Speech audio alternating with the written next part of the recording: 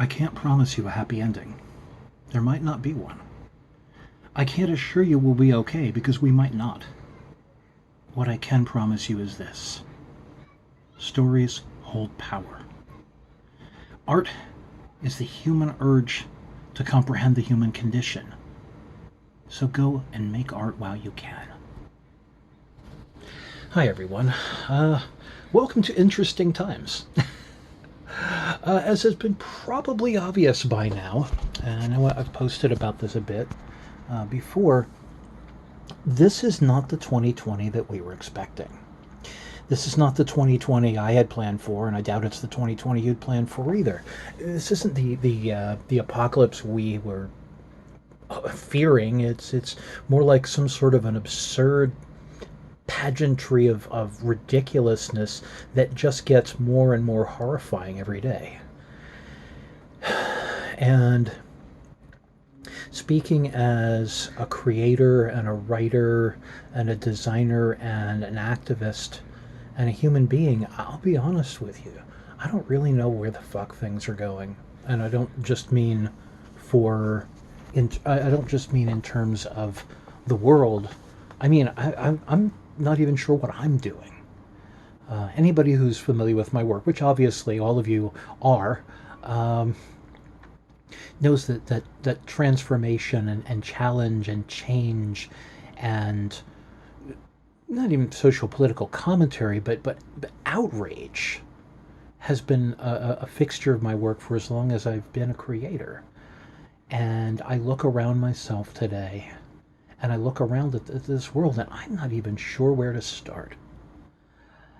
So I've been struggling. I've been struggling with the games I'm trying to create. I've been struggling with the writing I've been doing. I've started stories and just junked them because, to be totally honest, they don't seem relevant anymore. One of the reasons that I've been going back and forth on Red Shoes has been because, on one hand, I love it because it was fun to write and everything, and it's nice to finally finish a novel. And then on the other hand, it seems like it belongs to a different time. And one of the reasons that I decided to self-publish it is simply because if it was picked up by a major publisher tomorrow, if it was even in the pipeline now, there's no telling when it would come out and what the world would look like then. I'll be honest, my portrayal of police in Red Shoes is more sympathetic than it would be if I wrote that same book today. And we don't even know where things are going with COVID. We don't know where things are going with the quarantine. We don't know where things are going with the economy. And a story written even now might seem hopelessly outdated 6 months from now. So I've taken a hard look at the work that I've been doing, and I've decided to either mothball or junk a lot of it. And I'm obviously working on, we're obviously working on new stuff, but a big part of my creative process lately has been deciding, what does that new stuff look like? I had a long and really good conversation last night with Brian Syme, and part of what I said at that point was, as much as I love the fiction that I write, it doesn't feel like me telling you my stories or the stories that are in my head is what needs to be done right now. And when I say needs to be done, I'm not just talking about what the world needs. I'm talking about what I as a creator need to do. I was talking about this with Sandy a few months ago, and she was like, and several other people have said, in hard times people need escapism. Escapism's not what I do. It's never been what I do.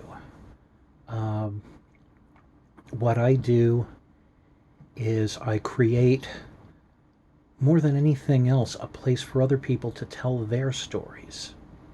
And that's part of what came out of the conversation with Brian yesterday.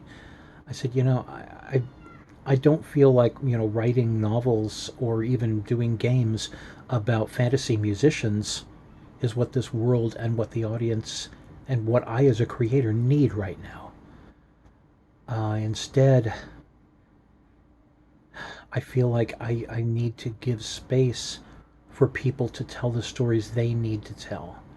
And so I keep going back to this business uh, with role playing games, and I'll tell you, you've seen it if you read more my essays about this.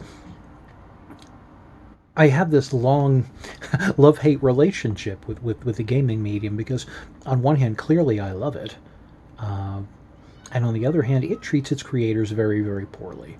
I'm actually, for all my complaints about word rates and intellectual property rights, I'm actually doing remarkably well by the standards of most of the people in this industry, and that's actually one of the things that I'm so furious about. Is that I know so many people who have worked so hard in the gaming industry who have been treated worse than I have, and I'll be honest, I'm not real thrilled with the way I've been treated by this industry. If it weren't for the fans, if it weren't for the patrons, if it weren't for people like you, I would have quit a long time ago.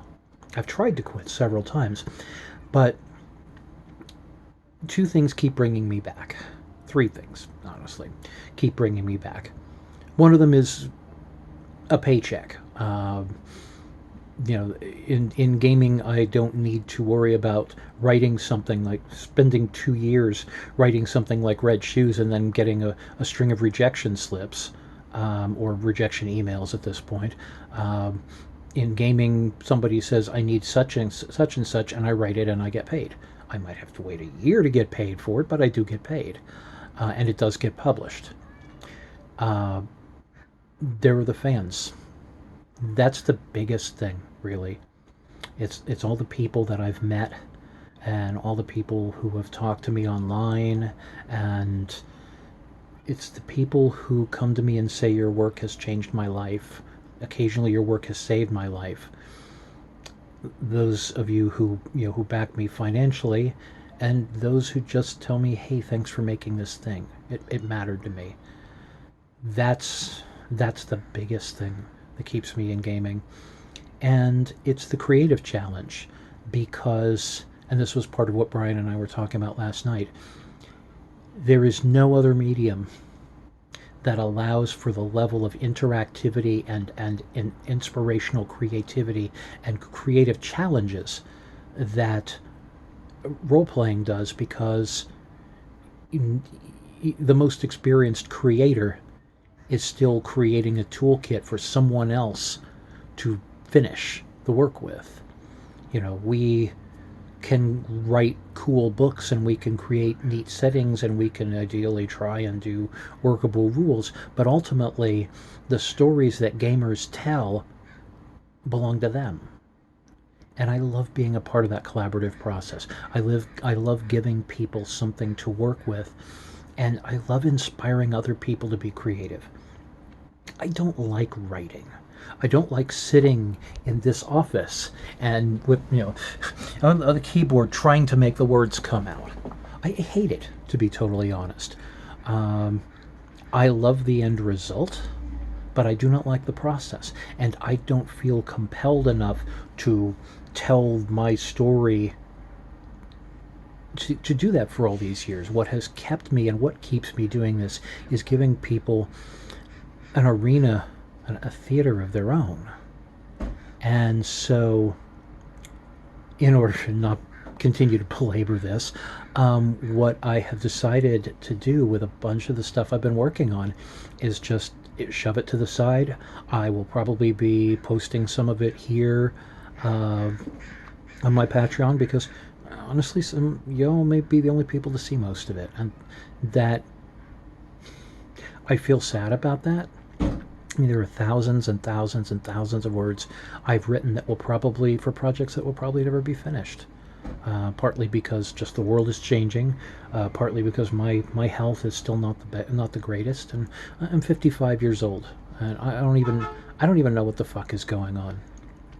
I don't know if I'll live out the year. I don't know if America will live out the year, and it seems to me that throwing a bunch of time behind stories about pals who were in a band together, or a book about what it was like to be in the music business 10 years ago, just don't seem to be worth the time to work on. And so I'll be releasing some of that material, which will, like I said, probably never be finished, to you, my patrons.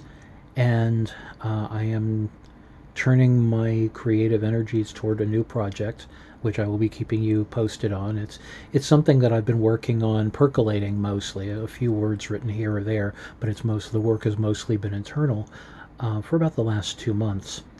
And the words that opened up this video are the either the opening words of that project or an author note in the introduction. I haven't really decided yet, because every creation is a journey, and I just kind of started this one. These Mage and Deliria and power chords didn't spring out of my head fully formed. They were the process of years of work and reflection and note taking and dead ends, creative dead ends, and brainstorming with people. And this one will probably be the same way. Although for this new project, I feel a sense of urgency that I've not felt since Mage 20, if even that, because this feels like something not only like I need to create, but maybe like the world needs. And honestly, as a game designer, I feel like on one hand, I feel that's pretentious to think that the world, all the fucked up shit that's going on right now, that what the world needs is yet another goddamn video game. Not video game, rather. I wish I could create video games, but yet another tabletop role playing game in a field that is overflowing with them. And yet,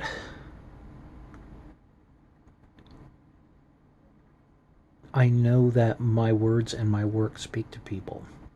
And I think especially right now, with all the things that are going on, people need to hear it, and people need to tell new stories, not Van Belvin Battle Cyborg stories, or Mage stories, or even Power Chords or Delirious stories, but something else. I still don't have the words for what that something else is yet, but that's part of the journey that I'll be sharing with you all as I work on it. In the meantime, I'm going to continue to post up excerpts of things, fiction if I can write it, and so forth, older stories, fragments. But the plans I had back in December and January when I launched this new Kickstarter, 2020 kind of ran over them with a fucking tank. And I feel like creatively I need to retrench, and I need to regroup, and I need to create something different than what I had in mind, because like John Lennon said, life's what happened when you were busy making other plans. So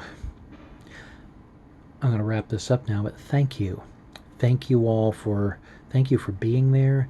Thank you for sharing the journey. Thank you for your support. Stay healthy, stay safe, stay sane, because 2020 ain't done with us yet. But you know what? I'm not done with 2020 either. Take care, y'all. Thanks for everything. Talk to you again soon.